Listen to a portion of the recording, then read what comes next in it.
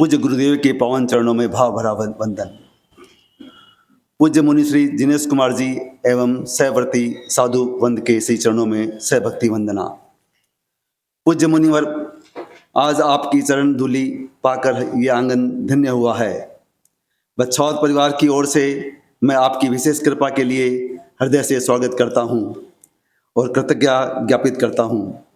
आपके पधारने से हमारी परिवार को नई ऊर्जा प्राप्त हो रही है। आपके सुचिंतित विचार हमेशा प्रेरणा देते हैं। आपका आभा मंडल अलौकिक है। हमारा परिवार सौभाग्यशाली रहा है। पूज्य गुरुदेव ने हमेशा परिवार को विशेष अनुकंपा करी है। चूरू की हवेली में गुरुदेव तुलसी, आचार्य महाप्रज्ञ जी, आचार्य महाशर्मण जी के पगलिए करके हमारे पूर्वजों को की माटी को धन्य किया है। आपके चतुर्मास ने साधना के क्षेत्र में नई क्रांति की है। इसका लाभ हर श्रावक परिवार को प्राप्त हुआ है। आपका आगे का प्रवास भी सुखकारी हो, साताकारी हो। आपका स्नेह और आशीर्वाद समस्त श्रावक समाज के लिए हमेशा पाथे बना रहे। इसी मंगल भावना के साथ ओम हरम। भिक्षु का तुलसी का सबका कहना है, अनुव्रत ही जीवन का सच्चा कहना है। भवसागर जो तर गया जिसने ये पहना है, भिक्षु का तुलसी का सबका कहना है। जैन धर्म की महिमा का क्या करूं गुणगान, प्रवर्तक है इसके खुद अनुव्रत ही जीवन का सच्चा कहना है। भवसागर जो तर गया जिसने ये पहना है, भिक्षु का तुलसी का सबका कहना है। सादा जीवन मानवता मन में उच्च विचार, जियो और जीने दो जीवन का है सार। संयम ही धारा में बहते रहना है, अनुव्रत ही जीवन का सच्चा कहना है। भवसागर जो तर गया जिसने ये पहना है, भिक्षु का तुलसी का सबका कहना है। भिक्षु स्वामी ने दिया हमें तेरा पंथ महान, अनुव्रत तुलसी ने दिया महाप्रज्ञ ने प्रेक्षा ध्यान। इनके आदर्शों पर चलते रहना है, अनुव्रत ही जीवन का सच्चा कहना है। भवसागर जो तर गया जिसने ये पहना है, भिक्षु का तुलसी का सबका कहना है। पार्षदेव चरणों में, प्रभु पार्षदेव चरणों, शत शत प्रणाम हो। मेरे मानस के स्वामी तुम एक धाम हो, तुम एक धाम। दुनिया में देव लाखों है पूजे जा रहे हैं, पूजे जा रहे। जिन देव इस रसना में, जिन देव इस रसना नाम हो। मेरे मानस के स्वामी तुम एक धाम हो, तुम एक धाम। तुमसे नाराग रहती क्यों देश और से, क्यों देश और। यह वीतरागता तेरी, यह वीतरागता तेरी। मेरा विश्राम हो। मेरे मानस के स्वामी तुम एक धाम हो, तुम एक धाम। प्रभु पार्षदेव चरणों में, प्रभु पार्षदेव चरणों शत शत प्रणाम हो। मेरे मानस के स्वामी तुम एक धाम हो, तुम एक धाम हो। निवेदन श्रद्धे में कोटि से वंदन। योग प्रदान आचार्य श्री महासमुद्र के श्री चरणों में कोटि से वंदन।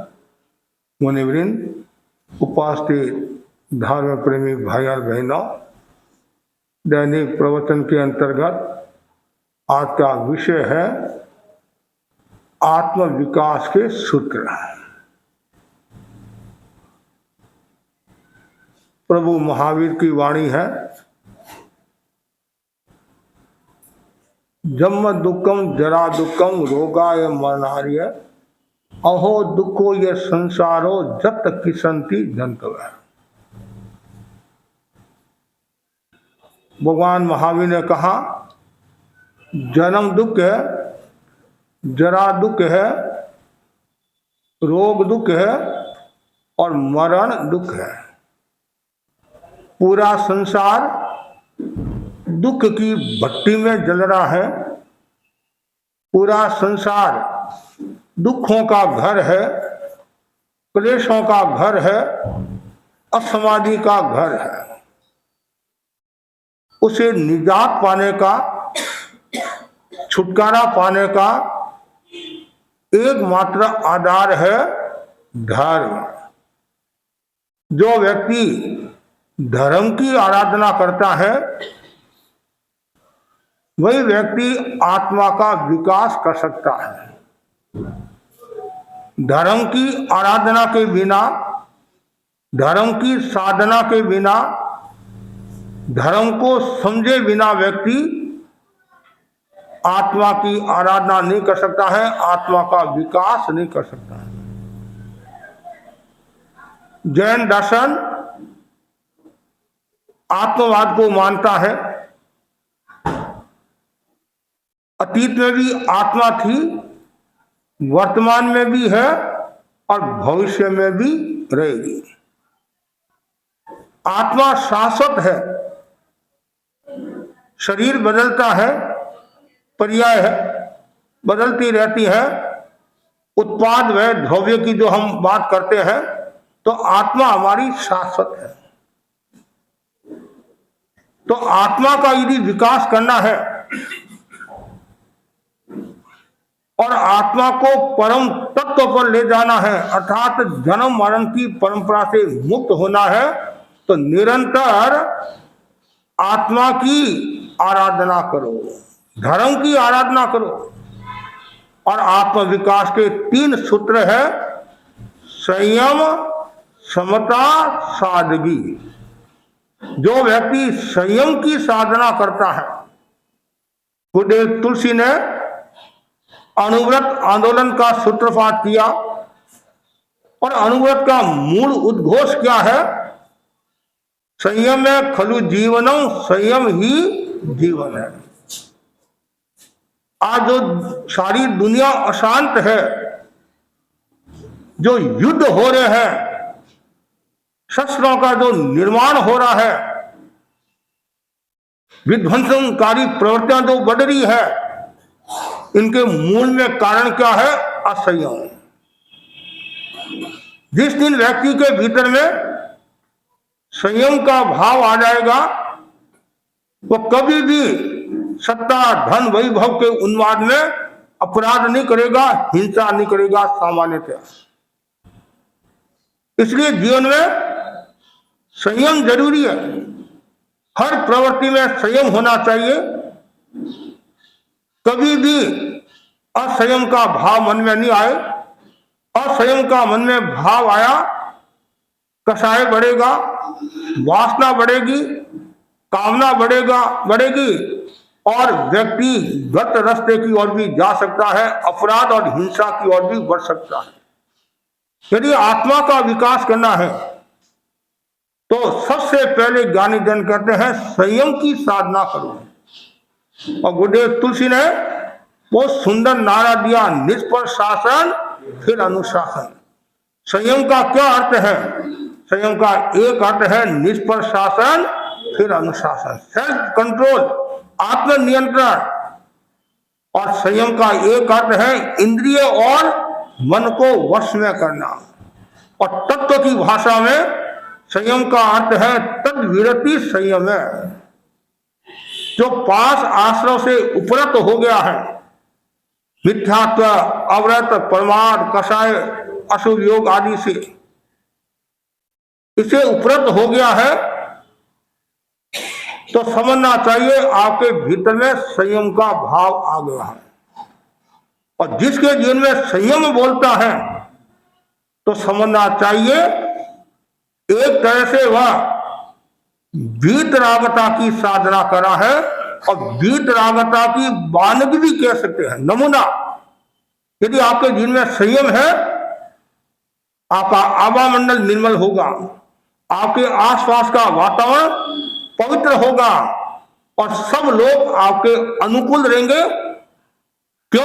आपके भीतर में संयम है, कोई प्रकार की चाह नहीं है, आकांक्षा नहीं है। चाह आकांक्षा है तो वो केवल एक मात्र है, कर्म क्षय की मुक्ति को प्राप्त करना, आत्मविकास करना। प्रश्न खड़ा होता किसका संयम करे? आहार का संयम, शरीर का संयम, इंद्रियों का संयम, श्वासोश्वास का संयम, भाषा का संयम, मन का संयम, उपकरणों का संयम। संयम ही संयम है। सबसे पहला है आहार का संयम। कहना तो सरल है, जब सामने माल दिखता है, डॉक्टर कहता है आज ध्यान रखना, तुम्हारे शुगर है, रसगुल्ला मत खाना, राजभोग मत खाना, संदेश मत खाना। योग ऐसा हुआ, कोई फंक्शन में गया, ये तीनों ही चीजें थी और उसको प्रिय भी थी, तो डॉक्टर ने स्पष्ट मना किया मत खाना। कभी कभी आदमी अपनी तर्क देता है, महाराज मेरा मन तो नहीं था, लेकिन सगाजी को राजी रखने के लिए और साथ में मैंने सोचा ये माल खराब ना हो जाए, इसलिए मुझे खाना पड़ा।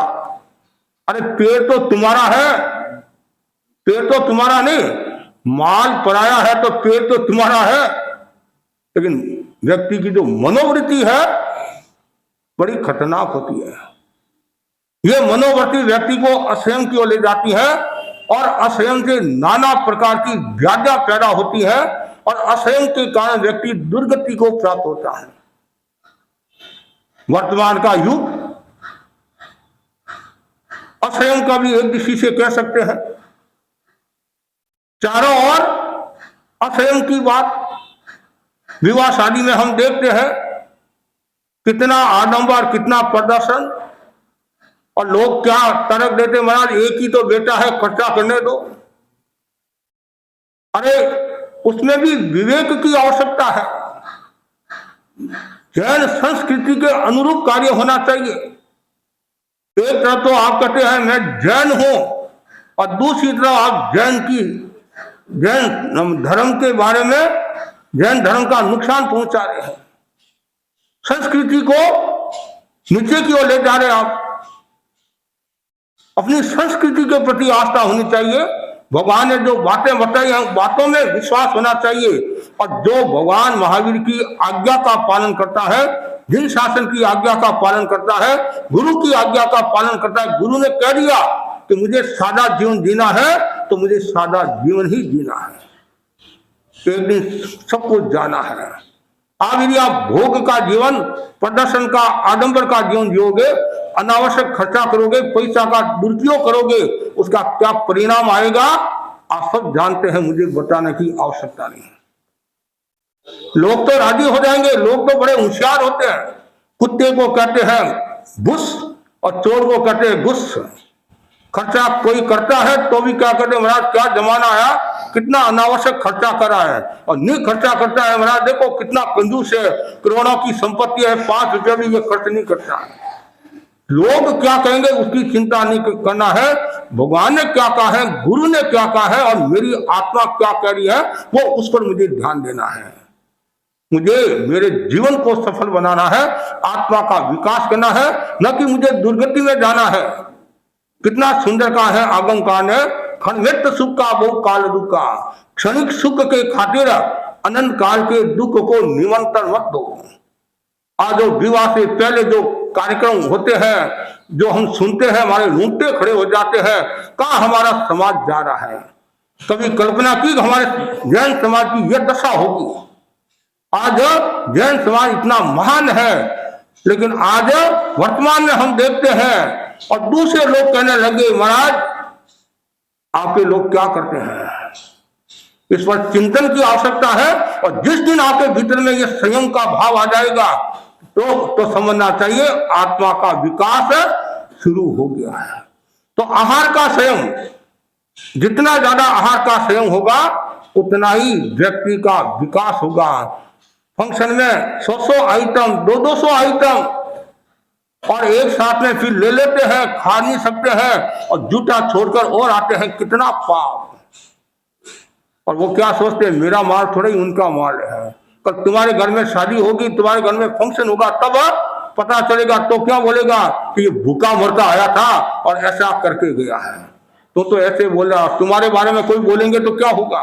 इसलिए दूसरों को शिक्षा देने की बजाय अपने आप को शिक्षित कर लो। इसलिए निष्पर शासन फिर अनुशासन। आहार का संयम जरूरी है, और जितना ज्यादा आहार का संयम होगा उतना ही शरीर स्वस्थ रहेगा, मन स्वस्थ रहेगा, भाव स्वस्थ रहेगा। आप जानते हैं आहार और स्वास्थ्य का गहरा संबंध है।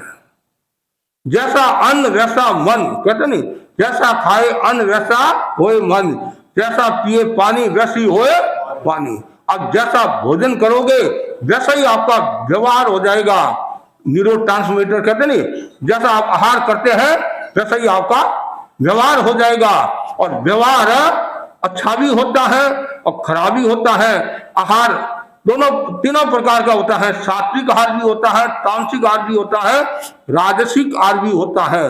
अब आपको निर्णय करना है, स्वास्थ्य को ध्यान में रखकर, और साधना, स्वास्थ्य और साधना दोनों का लक्ष्य रहना चाहिए। और जो जितना ज्यादा व्यक्ति स्वास्थ्य और साधना के प्रति सजग रहता है तो समझना चाहिए उसका कल्याण हो रहा है, विकास हो रहा है। तो आवश्यकता है हर समय ये भावना भाव कि मैं असंयम नहीं करूंगा, आहार का अविवेक ना होए। कभी कभी खा तो लेते हैं, उसका क्या परिणाम आता है। ज्यादा खा लिया, पेट दर्द करने लग जाता है। एक डॉक्टर ने हमारे को कहा महाराज सोमवार के दिन मरीज हमारे पास ज्यादा आते हैं। आज तो शनिवार है, आज सोमवार के दिन मरीज हमारे पास में ज्यादा आते हैं। हमने कहा क्यों, कि रविवार के दिन होटलों में जाते हैं, खाते हैं, ज्यादा एक्स्ट्रा खा लेते हैं, बेमेल वस्तु खा लेते हैं, और फिर पेट दर्द करता है तो हमारे दरवाजे आते हैं, और कहाँ जाएंगे। क्यों, तो अंधो नुतो दो जिमाओ, राजस्थानी कहा नहीं, पहले वैसे शरीर को खराब किया, अब आप पैसा को खराब करे हैं। तो इसलिए सावधानी, आहार का संयम। ऐसा भी कहा जाता नहीं कि सुबह जो नाश्ता होता है वो राजा की तरह होना चाहिए, और दोपहर का जो भोजन है मजदूर की तरह होना चाहिए, और शाम का जो भोजन है योगी की तरह होना चाहिए। एक अपेक्षा से ये बात कही है। और ऐसा भी कहा जाता है एक समय भोजन करे वो योगी होता है, 2 समय भोजन करता है वो भोगी होता है, और 3 समय भोजन करता है वो रोगी होता है, और 4 समय जो भोजन करता है मेरे को कहने की आवश्यकता नहीं है। तो इसलिए कुछ लोग कहते हैं महाराज क्या करें, खाने की इच्छा तो नहीं है, तो डॉक्टर ने कहा तुम्हारी शुगर की बीमारी है तो थोड़ी देर के बाद में ऐसे खाया करो। कोई व्यवस्था वो एक अलग बात है। तो कुछ लोग ऐसे होते हैं दिन भर खाते रहते हैं, कोई सामने चीज मिली आने दो आने दो, और पेट तो मना करा है और लाली बाई कहती है आने दो, फिर उसका क्या परिणाम आएगा आप समझे। आहार का शरीर, ऐसे शरीर का संयम, अनावश्यक हाथ पैर को हिलाना डुलाना नहीं। योगासन साधना करते वो अलग बात है। कोई लोग होते हैं अनावश्यक, कोई भाई आया बच्चा आया और तत्काल चांटा मार देते हैं। क्या चांटा मारा? अरे मैं चांटा नहीं मारा, मैं तो प्यार करा हूं, लाड करा। अरे लाड का भी तो तरीका होता है। कभी कभी इतनी जोर से मारते हैं बेचारे के और लग जाती है। हमारे भिक्षु स्वामी के काका थे नहीं, कौन, टेमोजी थे, तो उनकी आदत थी ठोला मारने की। ऐसे भिक्षु स्वामी को बुलाते, भिकन इधर आ, भिकन इधर, रोजाना ठोला मारते हैं। भिकन जी ने सोचा काका है तो काका की जगह भतीजा कोई मार खाने के लिए पैदा थोड़ा ही हुआ है, और रोजाना ठोला मारते। रोजाना कौन सहन करे, चाहे बाप हो काका हो कोई भी हो, नहीं रोजाना कौन सहन करे। एक दिन भिकन जी के मन में आया काका को भी चमत्कार दिखाना चाहिए, चमत्कार दिखाना चाहिए। तो क्या किया, पुराने समय में पगड़ी बांधते थे, पहले छोटे बच्चे भी पगड़ी बांधते थे, और पगड़ी में उन्होंने क्या किया, सूड़ होती ना, कांटे, ऐसे कांटे, नुकीले कांटे चुबो दिए।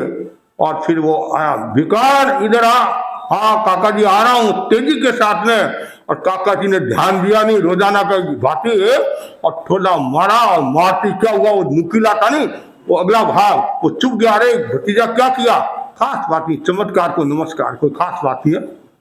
उसके बाद में नाम ही नहीं लिया। और रोजाना कौन, लेकिन व्यक्ति का देखो मतलब ये क्या होगी, शरीर का असंयम हो गया। पर अनावश्यक मारना किसी को नहीं, किसी को भी नहीं मारना चाहिए। लेकिन लोगों की आदत होती है कुछ न कुछ हाथ पैर हिलाने की। यदि आप स्वास्थ्य की दृष्टि से, योगासन की दृष्टि से हिला तो वो एक अलग बात है, वो यदि विवेक पूर्वक है। लेकिन अनावश्यक हाथ पैर हिलाना, हमारे यहाँ उत्तर दक्षिण कालिक में बता नहीं, हस्त संजय पाय संजय, हाथ का संयम, पैर का संयम, हर प्रवृत्ति का संयम होना चाहिए। अनावश्यक शरीर का दुरुपयोग नहीं करना चाहिए। तीसरा है इंद्रियों का संयम। ये इंद्रियां जो मिली है, इंद्रियां हमारी साधना में सहयोगी होती है, होती नहीं होती है, इंद्रियां साधना में सहयोगी होती है, हर प्रवृत्ति में इंद्रियां सहयोगी होती हैं। इंद्रियों का संयम जरूरी है, इंद्रिय विजय की साधना जरूरी है। और जो व्यक्ति इंद्रियों को खुला छोड़ देता है, इंद्रियां बुरी नहीं है, सही बात है नहीं, इंद्रियां बुरी नहीं, क्यों, इंद्रियां निर्वध्य है। क्या है, निर्वध्य है, दर्शनावनीकरण का क्षयोक्षम है। लेकिन इंद्रियों के साथ राग देश जुड़ जाता है। आपने देखा, कोई बुरी बात नहीं, मैं भी आपको देख रहा हूं, बहनों को भी देख रहा हूं, भाई को भी देख रहा हूं, बाहर भी देख रहा हूं, देखना बुरी बात नहीं है। तो बुरी बात कब होती है,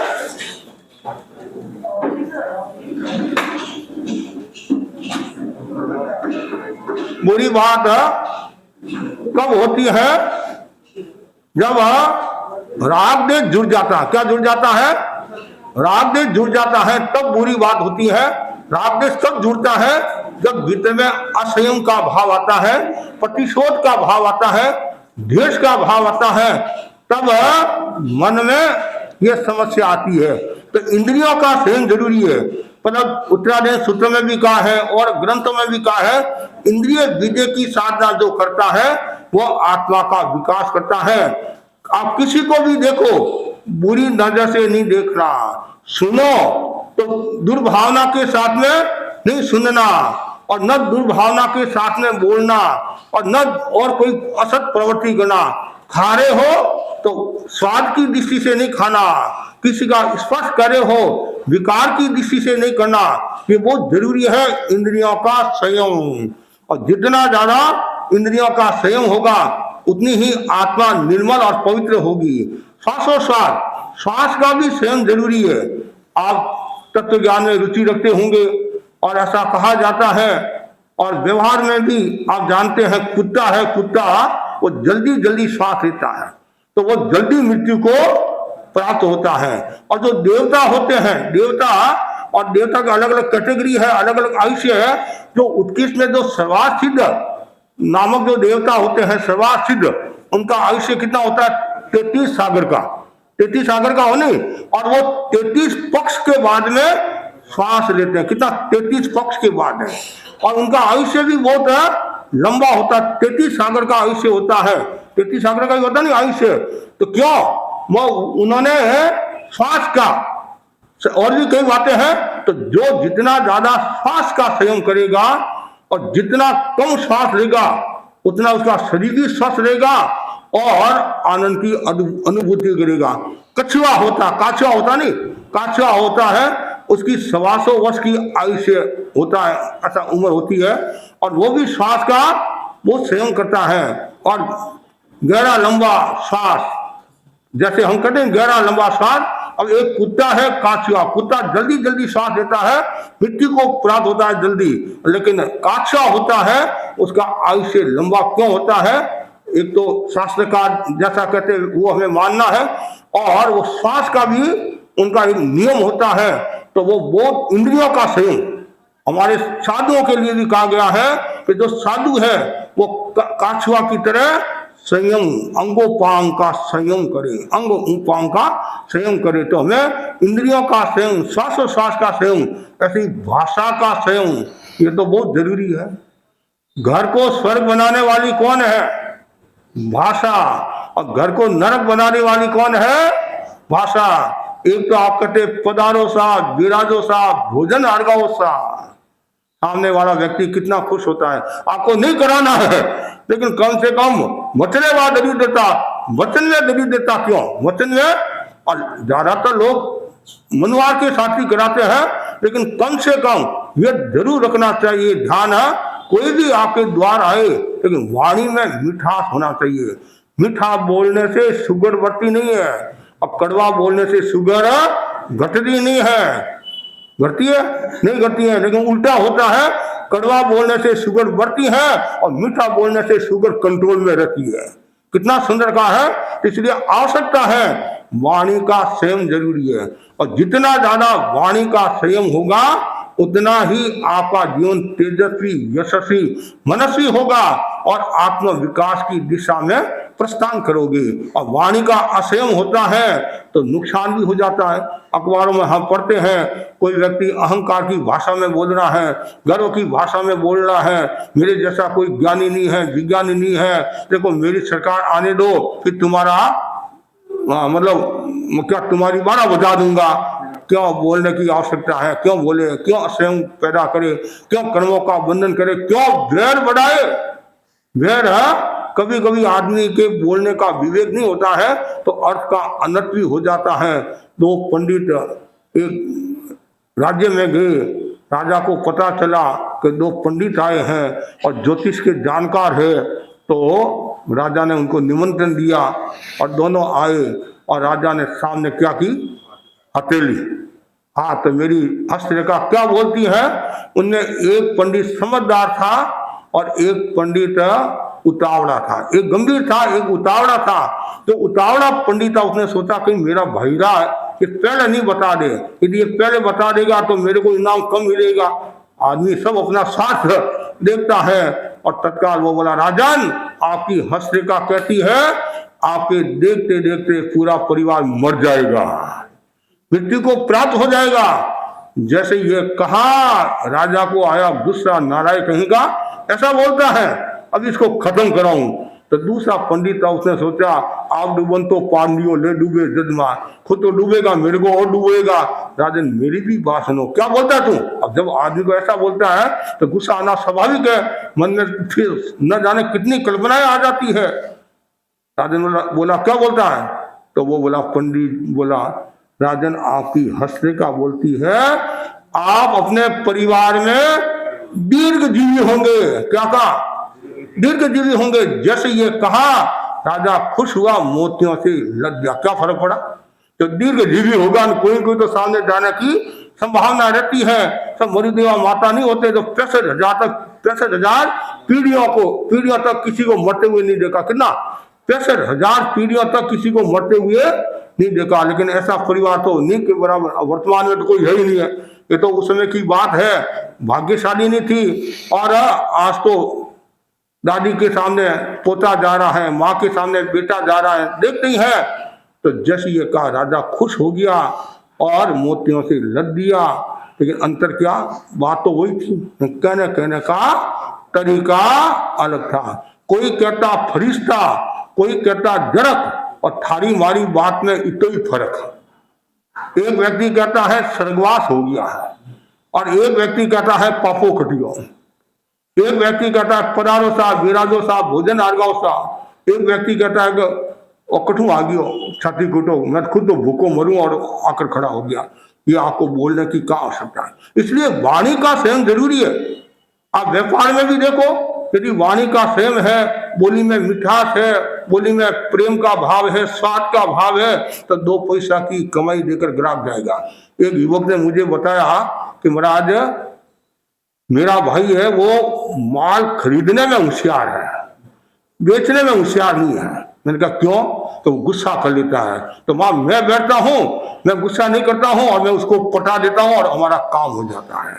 तो कभी कभी ऐसा भी होता है, कोई खरीदारी में होशियार होता है, कोई बेचने में होशियार होता है, कोई फील्डिंग में होशियार होता है, कोई माहौल बनाने में होशियार होता है, लेकिन सब में वाणी का संयम जरूरी है। ऐसे मन का संयम, मन में भी कभी दुर्भावना नहीं आए, असत भाव नहीं आए।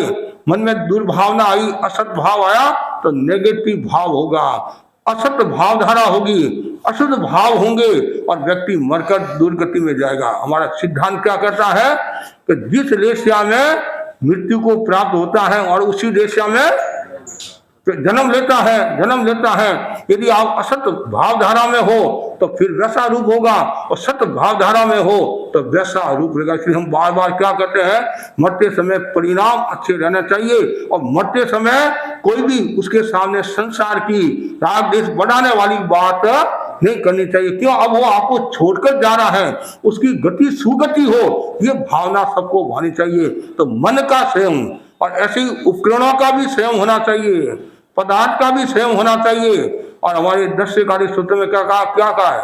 जीव अजीव दोनों का, जीव के प्रति भी संयम और अजीव के प्रति भी संयम होना चाहिए। जीव अजीव को जो जानता है वही आगे बढ़ता है। तो आत्म विकास का पहला जो सूत्र है वो क्या है? संयम। और गुरुदेव तुलसी ने भी गीत लिखा नहीं, प्रेम से बोलो कि प्यारे संयम कलु जीवनम, प्रेम से बोलो कि प्यारे संयम। बस केवल एक सूत्र याद कर लो, संयम संयम संयम। संयम जीवन का प्राण है, संयम जीवन का प्राण है और साधना का अभिन्न अंग है। और संयम से व्यक्ति जीवन को सजाता है, संवारता है, विवेक संपन्न बनाता है। और आज की मूलभूत जो समस्या क्या है वो असंयम की है। जो अनैतिकता बढ़ रही है, भ्रष्टाचार बढ़ रहा है, अत्याचार बढ़ रहा है और गलत जो कार्य हो रहे हैं उनके मूल में असंयम है। तो उससे निजात पाने का जो तत्व है, असंयम से निजात कैसे पाए, उसके लिए आप संयम की साधना करें। और जितनी ज्यादा संयम की साधना होगी उतना ही आपका जीवन श्रेष्ठ होगा, बेस्ट होगा। तो मनुष्य जीवन की श्रेष्ठता का जो आधार बताया गया है वो आधार क्या है? संयम है। हमारे जैन आगमों में, जैन ग्रंथों में खूब आता है संयम के बारे में। तेरापन इतिहास में भी आता है। रूपचंदी सेठिया का आप नाम जानते हैं, सुनना होगा आपने, कन्या लाली सेठिया के परिवार के।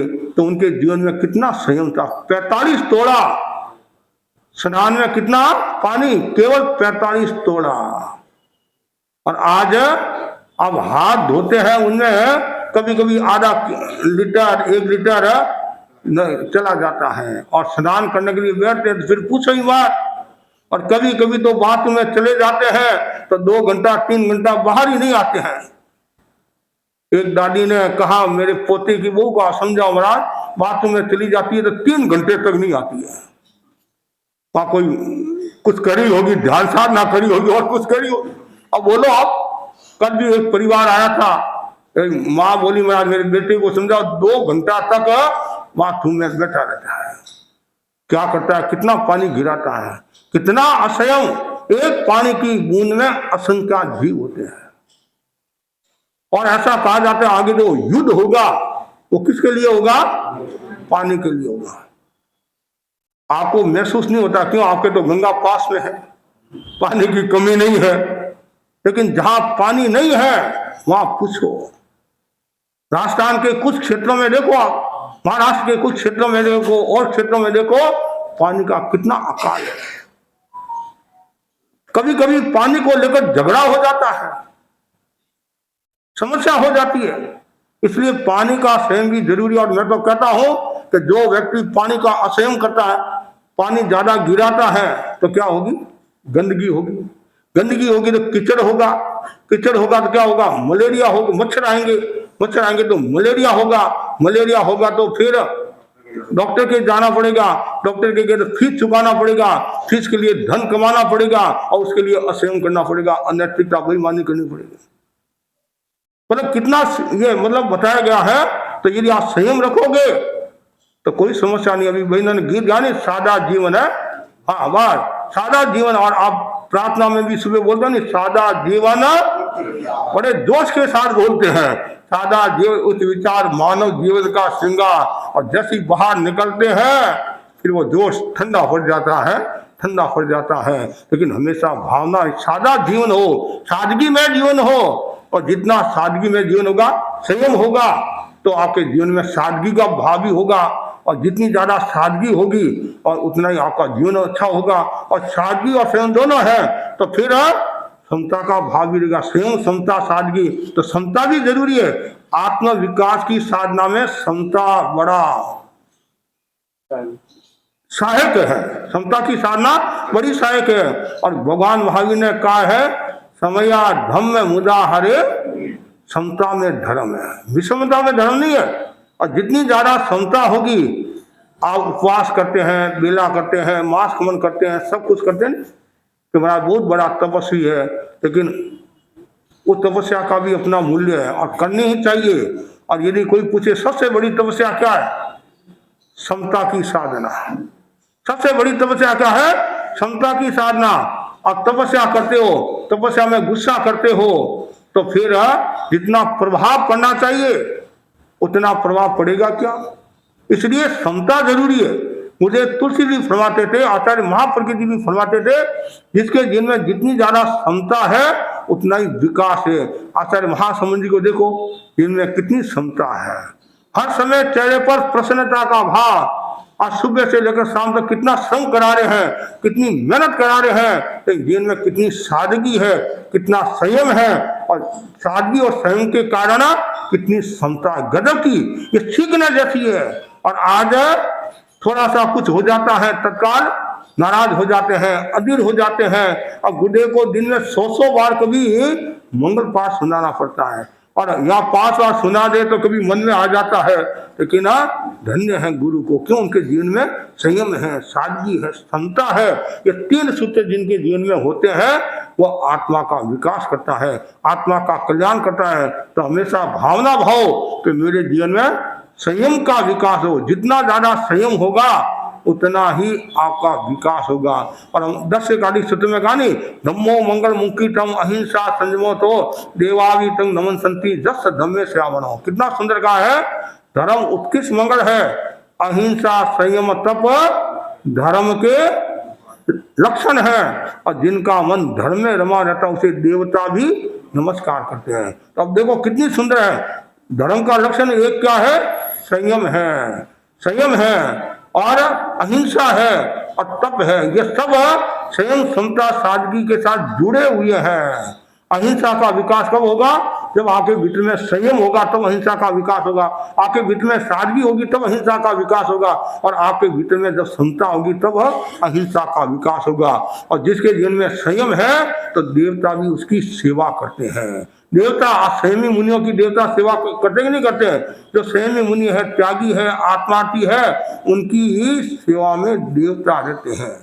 आपने शादी पन्ना जी का नाम सुना, शासन गौरव पन्ना जी का है, ऐसा कहा जाता है देवता उनकी सेवा में रहते थे।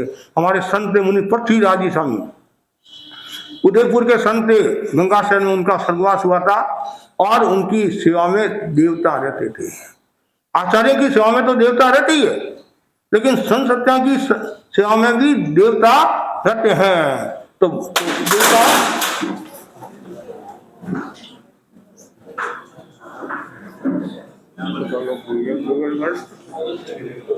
देवता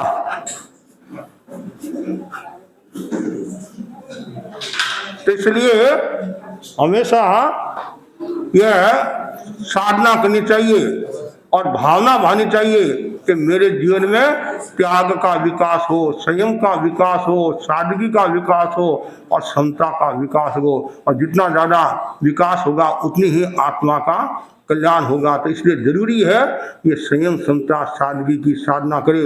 इसी आशा के साथ ओम। और आज हम बछावत परिवार के यहाँ आए हैं और झूमरमल जी बछावत जिनकी बहुत सेवाएं रही हैं दक्षिण ये क्या कलकत्ता में सक्रिय रहे हैं और आचार्य महाप्रज्ञ जी की बहुत सेवा करते थे।